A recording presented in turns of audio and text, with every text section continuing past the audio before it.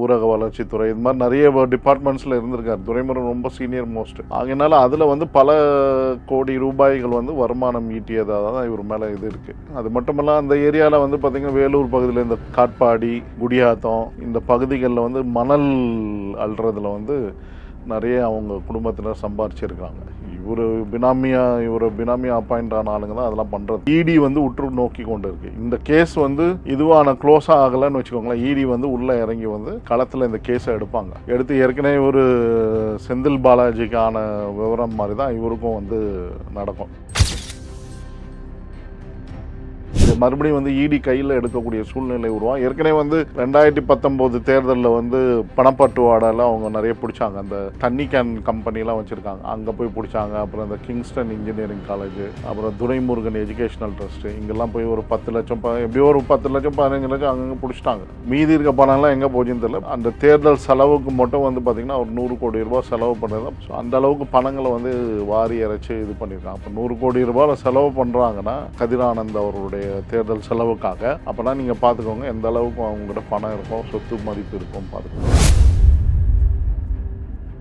அனுபவத்திலையும் சரி இதுலேயும் சரி வந்து பார்த்திங்கன்னா ஸ்டாலினோட இவர் வந்து சீனியர் மோஸ்ட் அப்படின்றத நம்ம பார்க்கணும். கட்சி ரீதியாகவும் சரி, அவர் வகித்திருந்த பதவிகள், கலைஞர்னோட நெருக்கம், இதெல்லாம் வச்சு பார்க்கும்போது அதனால் வந்து இவர் நிறைய சம்பாரிச்சிருப்பார். எப்படியும் வந்து ஒரு குறைஞ்சது எப்படியும் 600 கோடி ரூபாய்க்கு மேலே சொத்து மட்டுமே இருக்கும். அது காலம் வரும்போது வந்து பார்த்திங்கன்னா இந்த செப்டம்பர் 15 வந்து ஆஜராகலை அப்படின்னு சொன்னாக்கா இடியை வந்து உள்ளே இறங்கி இதை வந்து கையில் எடுக்கக்கூடிய சூழ்நிலைக்கு தள்ளப்படுவார்கள்.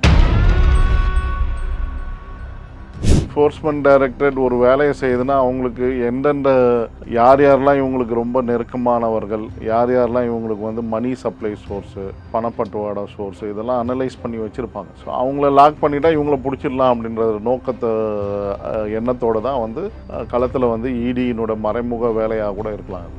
அடுத்த கட்டமாக இடி உள்ளே இறங்குவாங்க. பல விஷயங்கள் வந்து அவருக்கு தெரிஞ்சிருக்கலாம். இவங்களோட உண்மையான சொத்து விவரங்கள் என்ன, இவங்க யாரெல்லாம் பினாமி, இந்த மாதிரியான விஷயங்கள்லாம் உண்மையான எங்கெங்கெல்லாம் இன்வெஸ்ட் பண்ணி வச்சுருக்காங்க அப்படின்ற விஷயங்கள் வந்து கண்டிப்பாக துரைமுருகன் ஐயாவுக்கு தெரிஞ்ச அளவுக்கு மற்றவங்களுக்கு தெரிஞ்சிருக்கலாம். இவருக்கு நிறைய விஷயங்கள் மேலும் தெரியுன்றது அதை தான் வந்து இடி வந்து ஏற்கனவே ஸ்கெட்சு போட்டிருப்பாங்க. அது மேலும் போக தான் இந்த கேஸினோட இது போக அதுக்கப்புறம் வந்து இடியினுடைய இந்த எலெக்ஷன் நெருங்க எல்லாத்தையும் டைட் பண்ணுறக்கூடிய சூழ்நிலையில் தான் இடி.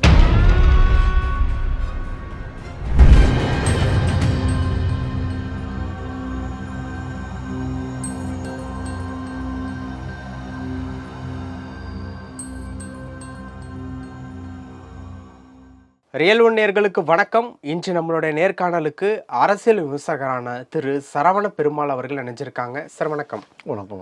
எப்படி சார் இருக்கீங்க? நல்லா இருக்கு.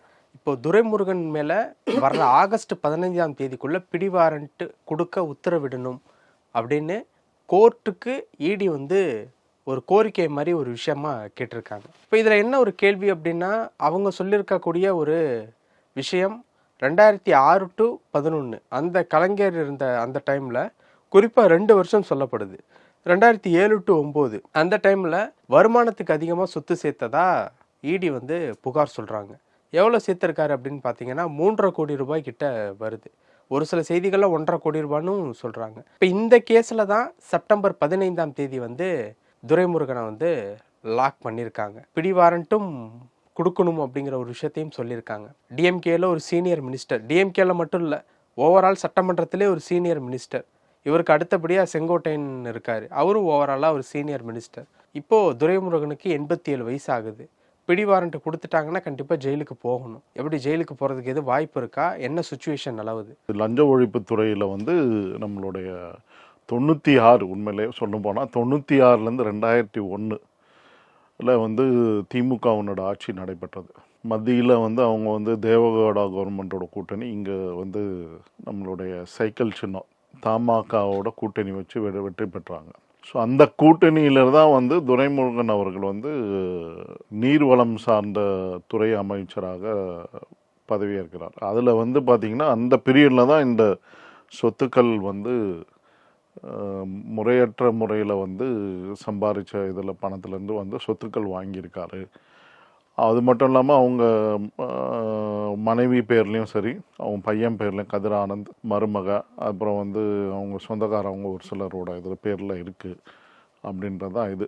இந்த கேஸ் வந்து ஏற்கனவே வந்து பார்த்திங்கன்னா 2007 பீரியடில் மறுபடியும் இவங்க வந்து 2006 ஆட்சிக்கு வந்துடுறாங்க.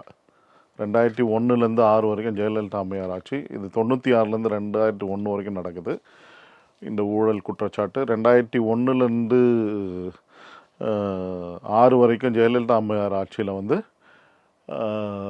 துரைமுருகன் அவர்கள் வந்து ஜெயலலிதா அம்மையார்கிட்ட அம்மா என்ன எதுவும் செஞ்சிடாதீங்கம்மா அப்படின்னு சொல்லி கேட்டதில் 2 மினிஸ்டருங்க, ஆற்காடு வீராசாமி ஒருத்தர், இவர் ஒருத்தர்.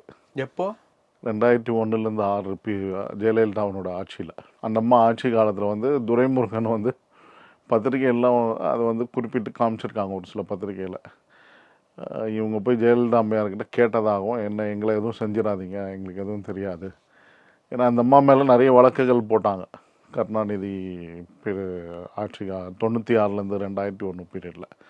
கிட்டத்தட்ட 100க்கும் மேற்பட்ட வழக்குகள்.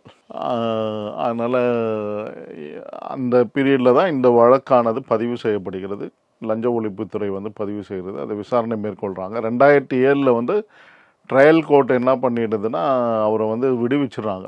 பட் ஆனால் வந்து மறுபடியும் வந்து ஜெயலலிதா அம்மையார் ஆட்சிக்கு வந்த பிற்பாடு 2001 வந்து 2011 வந்து ஆட்சிக்கு வந்த பிற்பாடு மறுபடியும் இந்த இதை வந்து ஹைகோர்ட்டில் போய் டைரக்ஷன் வாங்கி மறுபடியும் வந்து டிவிஎஸ்சி என்கொயரி பண்ணணும் அப்படின்னு சொல்லி என்கொயரி நடக்குது. ஸோ அதுதான் அதனோட தொடர்ச்சியாக தான் இது போய்கிட்டே இருக்குது. மறுபடியும் இவங்க என்னன்னா ஒவ்வொருத்தரையும் கோர்ட் ஆர்டரை ஒபே பண்ணாமல் கோர்ட்டில் ஆஜராகாமல் இருந்துக்கிறது.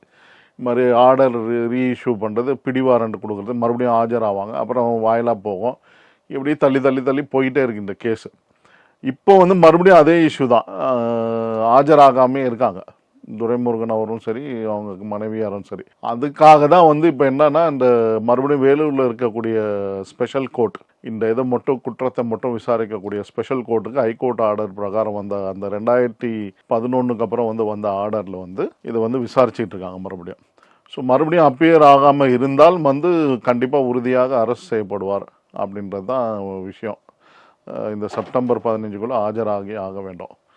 ஸோ இவர் வந்து பார்த்தீங்கன்னா தான் இருந்த வந்து நீர்வளத்துறை வாட்டர் இப்போ இருக்கார். அப்பயும் ஒரு சில பதவிகள் இந்த இதுதான் ஒரு சில விஷயங்கள், அந்த ஊரக வளர்ச்சித்துறை, இது மாதிரி நிறைய டிபார்ட்மெண்ட்ஸில் இருந்திருக்கார். துரைமுருகன் ரொம்ப சீனியர் மோஸ்ட். அதனால அதில் வந்து பல கோடி ரூபாய்கள் வந்து வருமானம் ஈட்டியதாக தான் இவர் மேலே இது இருக்குது. அது மட்டுமல்ல அந்த ஏரியாவில் வந்து பார்த்திங்கன்னா வேலூர் பகுதியில் இந்த காட்பாடி, குடியாத்தம் இந்த பகுதிகளில் வந்து மணல் அள்ளுறதுல வந்து நிறைய அவங்க குடும்பத்தினர் சம்பாரிச்சிருக்காங்க. இவரை பினாமியா அப்பாயிண்ட் ஆன ஆளுங்க தான் அதெல்லாம் பண்ணுறது. அதை வந்து இடையில கூட நம்ம இப்போது இவர் இருக்கார்ல, அவர் பேர்னா அந்த குடியாத்தம் குமரன், அவர் கூட என்ன சொல்ல 5000 கோடி ரூபாய் அவர் சொத்து மதிப்பு மணல் கொலையில் சம்பாரிச்சிட்டாரு. ஏன்னா குடியாத்தம் குமரன் வந்து இவருக்காக நாயா பேயா அலைஞ்சி வேலை செஞ்சவர். அவர் இருக்கும் துரைமுருகன்ட்ட அப்படின்னு அவர் குற்றச்சாட்டு சொல்லியிருக்காரு குடியாத்தன் குமரன். ஸோ அந்த அவர் சொன்னது தான் வந்து இடையில வந்து வளவலன்னு பேசினார் யார், இந்த குடியாத்தம் குமரன். இந்த மாதிரி அப்படி இப்படி இவர் வந்து இவ்வளோ கோடி ரூபாய் சொத்து வச்சுருக்காரு, வருமானம் இருக்குது, அவரோட மகன் வந்து இவருக்கு இருந்த ஆதங்கத்தில் உள்ளே இருக்க விஷயங்களும் கொட்டி தள்ளிட்டார் யார், குடியாத்தம் குமரன். ஸோ தேசிய கொடி காத்த குமரன் மாதிரி வந்து இவரும் வந்து ஊழல் திரு துரைமுருகனோட ஒரு ஊழல் விஷயங்களை வந்து கொடிக்காத்த குமரன் மாதிரி பரப்புரை செஞ்சிட்டார். மறுபடியும் வந்து இடி வந்து உற்று நோக்கி கொண்டு இருக்கு. இந்த கேஸ் வந்து இதுவான க்ளோஸாக ஆகலைன்னு வச்சுக்கோங்களேன். இடி வந்து உள்ளே இறங்கி வந்து களத்தில் இந்த கேஸை எடுத்து ஏற்கனவே ஒரு செந்தில் பாலாஜிக்கான விவரம் மாதிரி தான் இவருக்கும் வந்து நடக்கும். ஸோ ஆகையினால் வந்து அடுத்த கட்டமாக வந்து இதை வந்து சுப்ரீம் கோர்ட்டில் மேல்முறையீடு டிவிஎஸ்சி விசாரித்தது தான் இவர் செந்தில் பாலாஜி கேஸும். அது கேஸ் சரியாக விசாரிக்கலன்னு தான் இடி கையில் எடுக்கிறாங்க. இது மறுபடியும் வந்து இடி கையில் எடுக்கக்கூடிய சூழ்நிலை உருவாகும். ஏற்கனவே வந்து 2019 தேர்தலில் வந்து பணப்பட்டுவாடால அவங்க நிறைய பிடிச்சாங்க. அந்த தண்ணி கேன் கம்பெனிலாம் வச்சுருக்காங்க, அங்கே போய் பிடிச்சாங்க. அப்புறம் இந்த கிங்ஸ்டன் இன்ஜினியரிங் காலேஜு, அப்புறம் துரைமுருகன் எஜுகேஷனல் ட்ரஸ்ட்டு, இங்கெல்லாம் போய் ஒரு 10 லட்சம் எப்படியோ ஒரு 10 லட்சம் 15 லட்சம் அங்கங்கே பிடிச்சிட்டாங்க. மீதி இருக்க பணம்லாம் எங்கே போச்சுன்னு தெரியல. பட் ஆனால் வந்து கிட்டத்தட்ட வந்து ஒரு அந்த தேர்தல் செலவுக்கு மட்டும் வந்து பார்த்திங்கன்னா ஒரு 100 கோடி ரூபாய் செலவு பண்ணுறது தான் பொதுவாக அங்கே இருக்கக்கூடிய மக்கள் அவங்க கட்சியில் இருக்கவங்களே சொல்லுவாங்க. ஸோ அந்த அளவுக்கு பணங்களை வந்து வாரி இறைச்சி இது பண்ணியிருக்காங்க. அப்போ 100 கோடி ரூபாயில் செலவு பண்ணுறாங்கன்னா கதிரானந்த் அவருடைய தேர்தல் செலவுக்காக, அப்போனா நீங்கள் பார்த்துக்கோங்க எந்த அளவுக்கு அவங்ககிட்ட பணம் இருக்கும், சொத்து மதிப்பு இருக்கும் பார்த்துக்கோ. தோராயமாக சொல்லுங்கள் எவ்வளோ இருக்கும்? எனக்கு இந்த விவரம் தெரிஞ்சு எப்படியும் வந்து ஒரு 600-700 கோடி ரூபாய்க்கு மேலே இருக்கும் அவரோட சொத்து. 1000 கோடி கிட்ட 1000 கோடி கிட்ட நெருங்கி இருப்பார். ஏன்னா அந்த ஏரியாவில் இருக்கவங்க கேட்டிங்கனால சொல்லிடுவாங்க அவர் எப்படியும் ஒரு 500 கோடி 600 கோடி 700 கோடின்னு சொல்லுவாங்க. இந்த 4 வருஷத்துலையா எப்படி? ஆண்டாண்டு காலமாக அவர் சம்பாரிச்சது தான். இத்தனை வருஷமாக இருந்திருக்கார் இல்லையா கட்சியில், ஒரு முக்கியமான கலைஞர் குடும்பத்தினோட ரொம்ப நெருக்கமாக இருந்திருக்கார். ஸோ அதனால் அது மாதிரி கலைஞர்னுடைய உள் விவகாரங்களும் வந்து இவருக்கு தெரிஞ்சிருக்கும், எப்படி இவங்க வந்து இது பண்ணுறாங்க அப்படின்ற விஷயம்லாம்.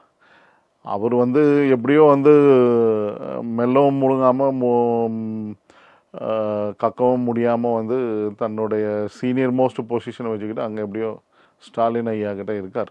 பட் ஆனால் வந்து அனுபவத்துலேயும் சரி இதுலேயும் சரி வந்து பார்த்திங்கன்னா ஸ்டாலினோட இவர் வந்து சீனியர் மோஸ்ட் அப்படின்றத நம்ம பார்க்கணும். கட்சி ரீதியாகவும் சரி அவர் வகித்திருந்த பதவிகள், கலைஞர்னோட நெருக்கம், இதெல்லாம் வச்சு பார்க்கும்போது.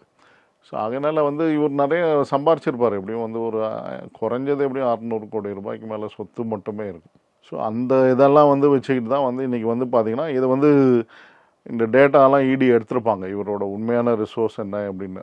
அது காலம் வரும்போது வந்து பார்த்திங்கன்னா இந்த செப்டம்பர் 15 வந்து ஆஜராகலை அப்படின்னு சொன்னாக்கா இடியும் வந்து உள்ளே இறங்கி இதை வந்து கையில் எடுக்கக்கூடிய சூழ்நிலைக்கு தள்ளப்படுவார்கள். இப்போ 600 கோடி ரூபாய் சொத்து இருக்கும் அப்படின்னு சொல்லி கண்டிப்பாக இருக்கலாம். இப்போ கலைஞர் குடும்பத்துக்கு நெருக்கமான ஒரு நபர், சீனியரான பர்சன், இவரை பிடிச்சா அந்த குடும்பத்தையும் லாக் பண்ணலாங்கிறதான் பிளானா இருக்கலாம். ஏன்னா வந்து என்ஃபோர்ஸ்மெண்ட் டைரக்டரேட் ஒரு வேலையை செய்யுதுன்னா அவங்களுக்கு எந்தெந்த யாரெல்லாம் இவங்களுக்கு ரொம்ப நெருக்கமானவர்கள், யாரெல்லாம் இவங்களுக்கு வந்து மணி சப்ளை சோர்ஸு, பணப்பட்டுவாடா சோர்ஸு, இதெல்லாம் அனலைஸ் பண்ணி வச்சுருப்பாங்க.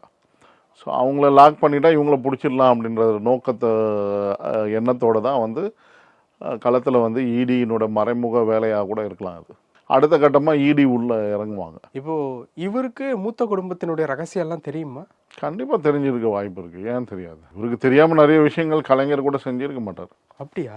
எப்படி இவ்வளோ உறுதியாக சொல்கிறீங்க? ஏன்னா அந்த அளவுக்கு அதான் ஒரு விஷயத்தை செய்யணும்னா ஒரு யாரை வச்சு செய்வாங்க? சாதாரண கடைக்கோடியில் இருக்க தொண்டனை வச்சு செய்ய மாட்டாங்க. அவருக்கு எப்படி க்ளோஸ் எய்டுன்னு சொல்லுவாங்க, அவரை வச்சு தான் செய்ய முடியும். அந்த அளவில் வந்து துரைமுருகன் அவர் வந்து ரொம்ப க்ளோஸாக இருந்தவர். ஸோ அதனால் பல விஷயங்கள் வந்து அவருக்கு தெரிஞ்சிருக்கலாம். இவங்களோட உண்மையான சொத்து விவரங்கள் என்ன, இவங்க யாரெல்லாம் பினாமி, இந்த மாதிரியான விஷயங்கள்லாம் உண்மையான எங்கெங்கெல்லாம் இன்வெஸ்ட் பண்ணி வச்சுருக்காங்க அப்படின்ற விஷயங்கள் வந்து கண்டிப்பாக துரைமுருகன் ஐயாவுக்கு தெரிஞ்ச அளவுக்கு மற்றவங்களுக்கு தெரிஞ்சிருக்கலாம். இவருக்கு நிறைய விஷயங்கள் மேலும் தெரியுன்றதான் என்னோட கணிப்பாக இருக்குது. அதே தான் வந்து இடியும் வந்து கணிச்சிருப்பாங்க. இப்போ ரகசியம்னா அந்த அவங்களோட ஏதாவது மறைமுக ஆதாரங்கள், ஃபைல்ஸ், அந்த மாதிரியான விஷயங்கள் சொல்கிறீங்களா? இல்லை முக்கியமாக ஏதாவது காது வழியாக இல்லை பார்த்த அந்த விஷயங்கள் மட்டும் தெரிஞ்சது அந்த மாதிரி சொல்கிறீங்களா? இருக்கலாம். அதாவது ஃபைல்ஸ்னால் அது ஆதாரப்பூர்வமாக நமக்கு தெரியல. பட் காது வழியாக கேட்டது அந்த மாதிரியான விஷயங்கள். ஏன்னா இவங்களோட மூமெண்ட்ஸ் எல்லாமே அவர் வாட்ச் பண்ணியிருந்திருப்பார்ல, ரொம்ப க்ளோஸாக இருந்ததுனால. அவர் ஒரு பேட்டியிலே சொல்லியிருக்காரு, எப்பவுமே வந்து சாப்பாடு டைமு, மற்ற நேரங்கள், டீ குடிக்கிற நேரம் அங்கே தான் இருப்பார். கோபாலபுரத்தில் தான் இருக்கக்கூடிய ஆள் இவர். எப்பவுமே கோபாலபுரத்தில் தான் இருப்பார். கிட்டத்தட்ட ஒரு 50% வந்து அங்கே தான் இருப்பார். மீதி இருக்க நேரம் தான் கட்சி பணி, அலுவலக பணி அப்படின்னு சுற்றக்கூடியவர். ஸோ அப்படி இருக்கும்போது இவங்களோட மூமெண்ட்ஸ் எல்லாமே தெரிஞ்சிருக்கும். இப்போ கோபாலபுரத்தினுடைய ரகசியம் ஏதோ துரைமுருகனுக்கு தெரியும். கண்டிப்பாக இருக்கும். அதை தான் வந்து இடி வந்து ஏற்கனவே ஸ்கெட்சு போட்டிருப்பாங்க. அது மேலே போக தான் இந்த கேஸினோட இது போக அதுக்கப்புறம் வந்து இடியினுடைய இந்த எலெக்ஷன் நெருங்க எல்லாத்தையும் டைட் பண்ணுறக்கூடிய சூழ்நிலையில் தான் இடி களம் இறங்கியிருக்காங்கன்னு நான் பார்க்குறேன். பிடி வாரண்ட்டில் கிடைக்குமா? சரி சொல்கிறதுக்கு வாய்ப்பு இருக்கா? இல்லை, அது அவங்க ஆஜர் ஆகலைன்னா இப்போ இந்த செப்டம்பர் 15 ஆஜர் ஆகலாம், பிடி வாரண்ட் தான் போடுவாங்க. கண்டிப்பாக அரெஸ்ட் தான் பண்ணுவாங்க. ஆஜராகுவாரா? அது தெரியல, பார்க்கணுமே. அவங்க என்ன மனநிலையில் இருக்காங்கன்னு தெரியல. ஆஜராகி ஆக வேண்டும்ன்ற சூழ்நிலை தான் இருக்குது. இல்லைன்னா வந்து அரெஸ்ட் பண்ணக்கூடிய சூழ்நிலைக்கு போவாங்க. இல்லைன்னா இடி வந்து உள்ளே இறங்குவாங்க. ஏன் டிவிஎஸ்சி வந்து வெயிட் பண்ணிகிட்டு இருக்காங்க அப்படின்னு. பல விஷயங்கள் பேசணும். நேரத்துக்கு ரொம்ப நன்றி சார். நன்றி.